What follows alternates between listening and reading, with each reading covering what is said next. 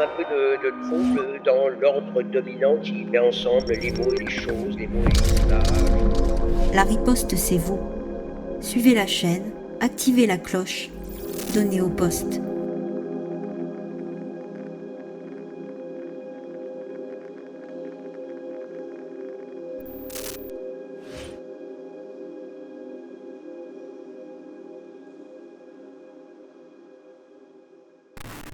Pour un éditeur qui depuis 2011 présente le même modèle qui aujourd'hui semble être évident, ou du moins un modèle sur lequel une prise de conscience émerge, oui, c'est très bien.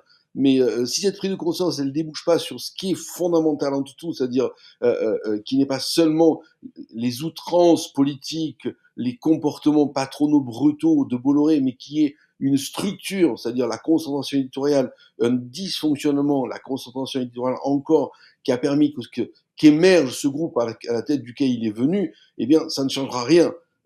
Évidemment, tu as cité les tribunes, les textes et prises de position tout à fait salutaires, qu'il s'agit des universitaires et historiens qui en appellent à une clause de conscience comme il en existe dans les médias, et je trouve ça encore une fois fondamental, parce que ça permet de rapprocher l'édition des médias et montrer à quel point l'édition aussi participe à cette chose si précieuse qui est fournir des informations dans le débat public. Mais si ça ne débouche pas sur en même temps la prise de conscience que le problème c'est la concentration et que le problème c'est réduire la taille de ces groupes, alors de quelle manière? C'est un certain nombre de propositions que je fais dans le texte sur le statut d'éditeur indépendant, bien sûr, mais cette prise de conscience doit être réelle, on va dire ce qu'on appelle avec une suite de décisions. Elle ne doit pas être dans l'air. Alors, pour terminer sur les tribunes, il y en a une qui a été publiée hier et je crois que c'est une première. C'est une tribune anonyme. Donc la première, c'est le fait que Le Monde publie une tribune anonyme, tout en disant que Le Monde a veillé à l'identité des signataires. Salariés du groupe Hachette, nous constatons que la liberté de nos éditeurs est gravement mise en cause. C'est plus de 100 salariés de différentes maisons d'édition du groupe, détenteurs de la maison d'édition Grasset, qui expriment dans une tribune leur souhait d'être au service des auteurs et des lecteurs. Pourquoi je dis ça? Parce que là, tout d'un coup, c'est pas forcément la classe ouvrière, mais en tout cas, ce sont les invisibles de cette industrie qui sortent du bois, alors que pour eux, la liberté est plus difficile à acquérir. Ils sont salariés, il n'est pas sûr qu'ils soient courtisés, etc. Là aussi, je trouve que c'est quand même une forme de moment assez intéressant. Mais toi, tu voudrais quoi exactement? Qu'est-ce qui ferait, d'après toi, qu'il y aurait des effets dont tu parlais à l'instant? Qu'est-ce qu'il faudrait? Péter la concentration? Absolument. Ça, voilà, évidemment. C'est le préalable. Je me repose les mêmes questions, je vais donner les mêmes réponses comme un perroquet, donc on va essayer de faire un petit pas en avant. Mais d'abord revenir sur cette tribune que je n'ai pas encore lue, j'ai pas encore découverte.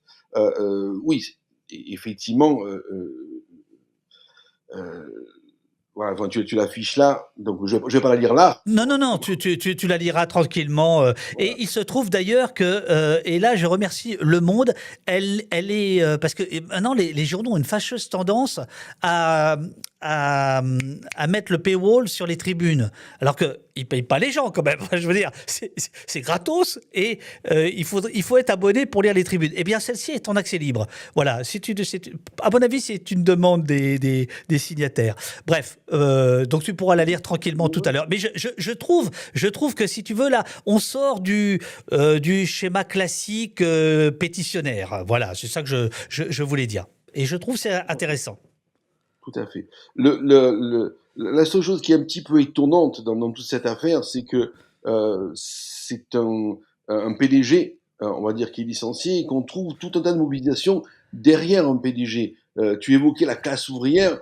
Je suis pas complètement sûr que dans la tradition de la classe ouvrière, la mobilisation suive le limogeage d'un PDG. Un PDG dont d'ailleurs on a appris récemment le salaire. Le salaire. 1 million d'euros par an. on va dire que c'est un peu embarrassant, disons, c'est un petit peu embarrassant. Alors, l'honnêteté commande de dire, que moi j'ai découvert le truc et que je suis sur le cul, mais en lisant Libération de ce matin, en fait, je crois que dans les revenus, c'est là, alors parce que donc, c'est Bolloré qui a balancé dans son propre journal le salaire d'Olivier Nora. Alors évidemment, il y a 1 million de revenus, mais justement, d'après Libération, c'est pas.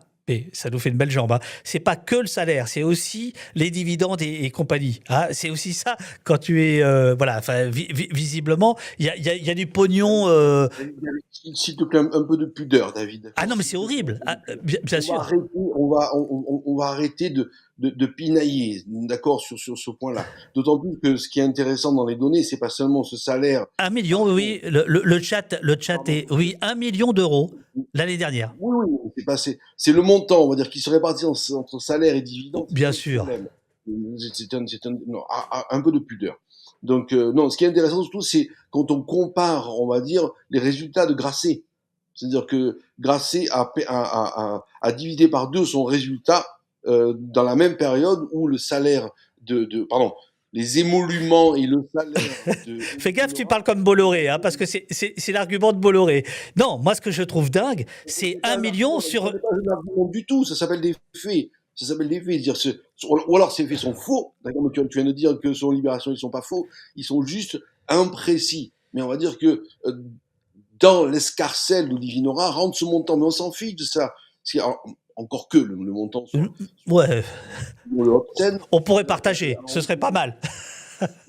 Mais surtout, ce serait pas mal s'il était réparti entre les Bien gens sûr. qui viennent de signer la tribune en défendant Olivier Nora. Peut-être que ça serait un peu plus intéressant. Mais c'est surtout le différentiel. C'est-à-dire que derrière la bataille culturelle que mène Bolloré, on voit qu'il y a aussi, lui et ses employés, on va dire, un souci économique. Donc, un résultat de Grasset divisé par 2 et un passage des émoluments du PDG de 800 000 à 1 million, on va dire, c'est un dysfonctionnement qui peut justifier un licenciement.